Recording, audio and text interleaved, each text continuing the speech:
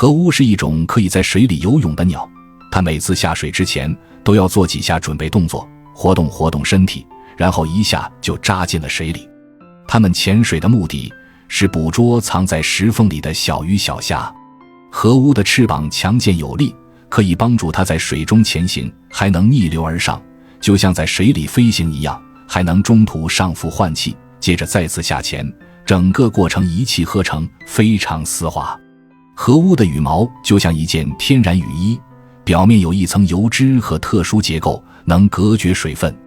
即使是湍急的水流也不会把羽毛打湿，所以大冬天的它们也不怕冷，上岸后抖一抖，水珠全飞走，仿佛从没下过水。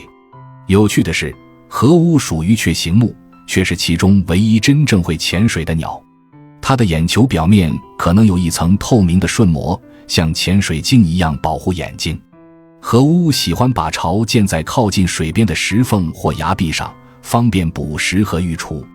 只要冬天河水不结冰，它们就不愁没饭吃。它还是水质质检员，能见到它的地方水质一般都超级好。